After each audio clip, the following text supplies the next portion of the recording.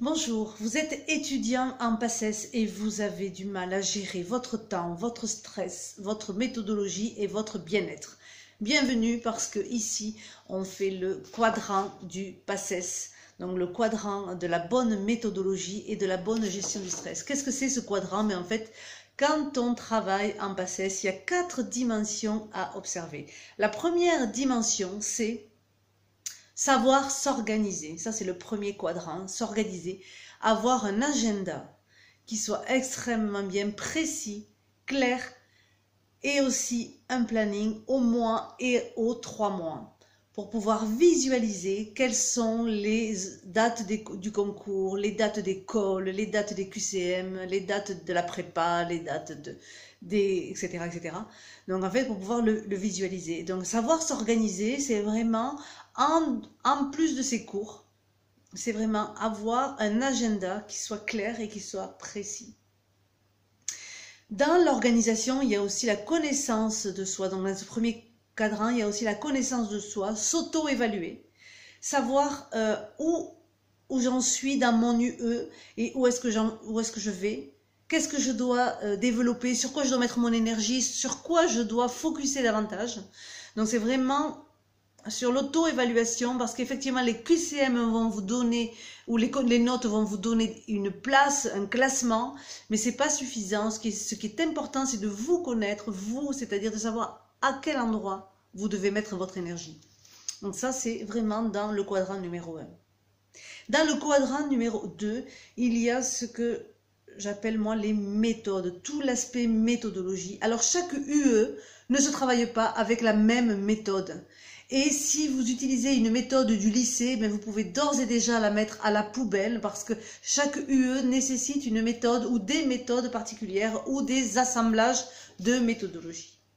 Donc là, c'est ce que je travaille avec un étudiant, notamment à l'instant. Nous venons de finir une session avec un étudiant qui est à Lyon, donc en PACES, donc il est doublant. Et je l'accompagne depuis 2 mois. Et depuis 2 mois, il a augmenté de 100 places son classement. Donc en fait, dans cette méthodologie du deuxième quadrant, ben, on va apprendre la méthode S, la méthode J, la méthode D et la méthode H. Donc en fait, dans chaque méthode, il y a, comment dirais-je, une structure à mettre en place pour ces apprentissages. Hein, par exemple, l'UE1, ben, vous allez plutôt utiliser la méthode S, l'UE2, la méthode D, et l'UE5, la méthode J. En fait, c'est important de pouvoir varier avec cet ensemble de méthodes, à un moment donné, pouvoir aller dans le par cœur. À un autre moment donné, vous aurez besoin de savoir comment on apprend les détails, hein, parce qu'en médecine, en prépa médecine, il y a beaucoup de détails à apprendre. Donc là, ça va être important de savoir comment travailler ces détails. Ça va être important aussi de savoir comment je vais découper le cours en fonction de mon rythme, en fonction de ma capacité de concentration. Comment je vais pouvoir découper le cours sur plusieurs semaines, hein, parce qu'il ne s'agit pas de prendre le même cours pendant 2 jours sur 2 semaines, ça ne fonctionne pas comme ça. Hein, donc notre cerveau, notre façon d'apprendre a besoin de s'organiser petit à petit, et a besoin d'apprendre au fur et à mesure. Donc ça doit être persévérant tout le temps, un peu régulièrement. En fait, c'est vraiment la régularité et le découpage de ces cours sur plusieurs séances, sur plusieurs sessions, qui va faire donc la différence. Hein? Donc la méthode, chers étudiants, c'est extrêmement important.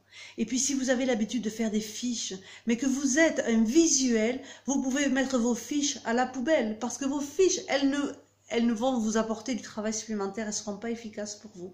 Donc il y a d'autres façons d'étudier, il y a d'autres façons d'apprendre. Aujourd'hui, on le sait, mais c'est vraiment de vous connaître, vous, pour savoir comment vous travaillez le mieux, comment vous retenez le mieux, et ensuite de trouver la bonne méthode qui est adaptée à votre façon de fonctionner. Hein? Donc ça, dans le quadrant numéro 2, la méthodologie, c'est important. Donc d'ores et déjà, réfléchissez à comment j'étudie aujourd'hui et est-ce que c'est efficace pour moi. Et puis vous me répondez en dessous de la vidéo pour voir un petit peu où est-ce que vous en êtes. Comment on sait finalement que sa méthode est efficace? Mais tout simplement dans le classement. quand on passe des QCM, on connaît ses résultats, on sait qu'on progresse. Si on a réussi 2 QCM sur 4, ou 4 QCM sur 6, ou 4,5 sur 6, on sait si on progresse. Donc on sait si sa méthodologie est adaptée et suffisamment bonne. Après la connaissance de soi, l'auto-évaluation, l'organisation, l'agenda, les plannings et la méthodologie, il y a le 3e cadran, qui est le cadran du bien-être. Donc dans le cadran du bien-être, j'insiste particulièrement sur le sport, sur les pauses, sur l'alimentation. Je prends mon petit carnet. Le sport, bouger, bouger, bouger. Quand on est assis donc à un bureau toute la journée, 10 heures par jour, comme font les prépas médecine, il faut vraiment bouger, même 20 minutes, aller courir, aller marcher, aller nager, aller danser, même 20 minutes chez vous, mais faites-le. Donc les pauses sont extrêmement importantes parce qu'il faut savoir décompresser. Alors je précise, dans les pauses, on ne regarde pas la télé, on ne regarde pas les séries télé par exemple, parce que ça va vous déconnecter donc de l'apprentissage, ça va vous déconcentrer donc pour le cours d'après que vous avez à apprendre. Donc privilégiez plutôt les pauses, séries, cinéma, télé, certains soirs dans la semaine, voire 1 ou 2 soirs, pas plus. Ensuite, l'alimentation, bien sûr, ceux qui me connaissent savent que je suis pour une alimentation vivante, en tout cas la plus vivante possible, avec les fruits, les légumes, l'eau, les fruits secs, etc., etc. Donc, en fait, tout ce qui constitue une alimentation vivante. Je ne crois pas qu'on puisse étudier en buvant du Coca-Cola toute la journée ou en mangeant des frites. Je ne crois pas. Je pense que vraiment, on a besoin d'une alimentation qui soit nutritive. Donc c'est important aussi, et je vous demande de vous interroger sur qu'est-ce que vous donnez à manger à votre corps à qui vous demandez le meilleur pendant 10 mois, 11 mois, 10 heures par jour, 7 jours sur 7. Donc interrogez-vous là-dessus. Et enfin, le 4e cadran, c'est le mindset, c'est-à-dire l'état d'esprit. Comment je gère ce concours? Comment je gère mon stress? Quelles sont mes croyances? Qu'est-ce que je crois justement par rapport à ça? Ah, le téléphone sonne, je coupe. Donc comment je mets mes croyances par rapport à ça? Et vraiment tout l'état d'esprit que je peux avoir pendant ce concours. Donc le mindset, un état d'esprit qui soit fort, c'est très important. Ensuite, la cohérence cardiaque, c'est-à-dire la gestion de la respiration, la gestion du stress. Donc, vous trouverez les exercices de cohérence cardiaque un petit peu partout sur YouTube. C'est vraiment un outil de gestion de la respiration, un outil de gestion du stress qui déjà peut vous aider. Donc, je vous invite à faire 5 minutes de respiration 3 fois par jour pendant 5 minutes. Ça fait à peu près 15 minutes par jour. Et si vous faites ça dès maintenant, vous allez petit à petit arriver à gérer votre stress pour que le jour du concours, le jour du premier quad et puis au deuxième quad, vous soyez prêts, vous soyez bien. Hein? Parce que je vois trop d'étudiants qui sont stressés, qui sont même malheureux, qui sont seuls et qui sont dans une concurrence féroce. En tout cas dans les classes prépa, c'est plus possible de voir ça.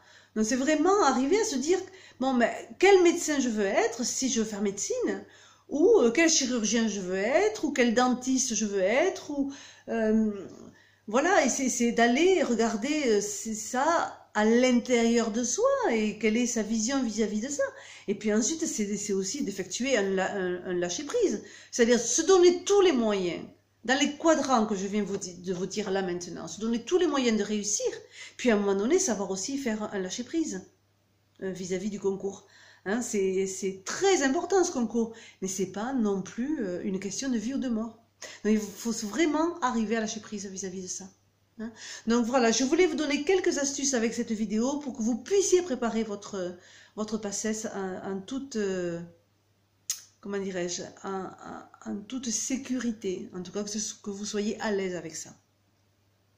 Si vous voulez un rendez-vous avec moi, je vous invite à écrire sur Skype ou sur mail en demandant un rendez-vous. Mais s'il vous plaît, ne me détaillez pas toute la situation parce que je n'aurai pas le temps de lire les mails. Donc ce que je vous proposerai, c'est un rendez-vous Skype gratuit d'une quinzaine de minutes dans lequel je vous ferai faire un test sur plusieurs points de ce cadran et ensuite je vous proposerai donc de vous accompagner pendant quelques mois pour gérer au mieux ce concours. Je crois que j'ai terminé. Si vous voulez en savoir plus, écrivez en dessous de cette vidéo. Il y a un mail. À bientôt!